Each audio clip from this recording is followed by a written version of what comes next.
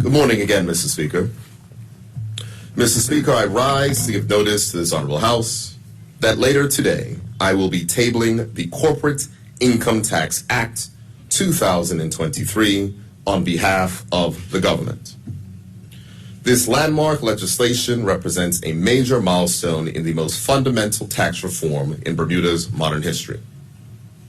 The tabling of this bill presents an opportunity for Bermuda to chart a path towards meaningful tax reform that will significantly reduce the cost of living and the cost of doing business in this country, leading to further economic prosperity and economic stability. Mr. Speaker, since 2015, the Organization for Economic Cooperation and Development, known as the OECD, in collaboration with the Group of 20 Industrialized Countries, G20, have worked to address the issue of base erosion and profit shifting. In October 2021, a global agreement was reached to make material changes to the global tax system that would impose a minimum tax rate of 15% on the corporate profits of large multinational enterprise groups to be applied in every jurisdiction in which they had a corporate footprint, commonly referred to as the global minimum tax. Mr. Speaker, in response, and in keeping consistent with our approach to matters affecting our international business sector, the government determined it would be prudent to receive input from tax experts, from industry, and other sources. Thus, in January 2023, the government impaneled an international tax working group consisting of lawyers, accountants, and other corporate tax experts to review the global minimum tax in detail, recommend an efficient framework to uphold Bermuda's value proposition, and continued compliance with existing commitments to the OECD and the European Union. The working group considered several options to address the challenges surrounding the global minimum tax, and after much consultation, the government, based off of the recommendation of the working group, decided to introduce a corporate income tax regime as it provides the most flexibility and allows for the introduction of policy-driven design features which are common in many other countries that will benefit Bermuda. Mr. Speaker, it is worth noting that such a substantial tax rule change to the global tax system initially placed Bermuda in a challenging position. But the tabling of this bill gives me tremendous pride because, in true Bermuda fashion, we adapted to these significant changes and identified ways to maximize the benefit. Mr. Speaker, with the bill that will be tabled later today, the government plans to introduce a 15% corporate income statutory tax that will be applicable to Bermuda businesses that are part of a multinational group with annual revenue of $750 million or more. The corporate income tax will also fulfill Bermuda's commitment to participate in the global minimum tax initiative being implemented around the world.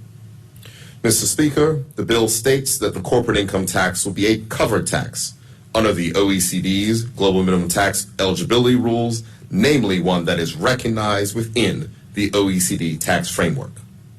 This approach aims to minimize top-up taxes levied on Bermuda multinational enterprises in other jurisdictions where they operate. The corporate income tax legislation also contains highly technical tax terminology, which is mostly taken directly from the OECD's Globe Pillar 2 rules that describes the process for calculating the tax and other administrative matters. Mr. Speaker, it is important for the public to note that the corporate income tax legislation will come into force in its entirety in January 2025, which would provide multinational enterprises time to transition and make the necessary adjustments.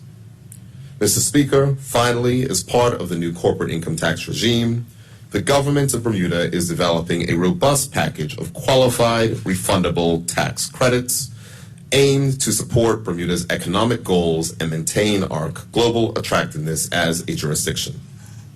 Investments by corporations that meet the qualified refundable tax credit requirements will benefit Bermuda in key areas including infrastructure, education, health care, innovation, and housing.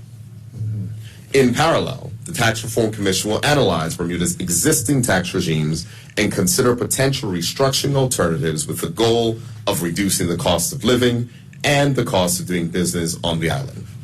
Thus, it is expected that there will be more legislation related to this important work presented to the legislature in the upcoming year.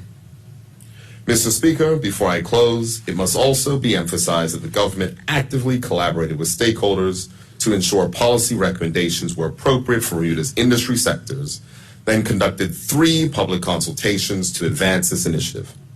The feedback received was detailed, thoughtful, and overwhelmingly supportive of the initiative. And I'd like to take this opportunity to publicly thank all those who made submissions. Mr. Speaker, I must also thank all persons that worked tirelessly to make today a reality. I must express my heartfelt thanks to the members of the International Tax Working Group, whose significant expertise, dedication, professionalism, and positive approach allowed us to have a product that Bermuda can be proud of. Mr. Speaker, I also want to commend those persons in the Ministry of Finance team who worked countless hours on this project and ensured that Bermuda's goals in this regard were achieved within the deadlines. I am also grateful, Mr. Speaker, for the support and significant work of the drafting team in the Attorney General's chambers, led by the Honorable Member, the Attorney General, as well as to other public officers and our team of consultants who helped with this important initiative. Mr. Speaker, in closing, I would note that this government has continually demonstrated its commitment to prudent fiscal management, sound economic policies, compliance with international standards, effective cooperation with international partners, and taking the necessary steps to ensure that our reputation for quality is upheld in a way that maintains our competitive position. This legislation is a primary example of this commitment, and its tabling in this Honorable House today is yet another step to continuing to build a stronger future for Bermuda that is fairer and more equitable for all. Thank you, Mr. Speaker. Thank you. Premier?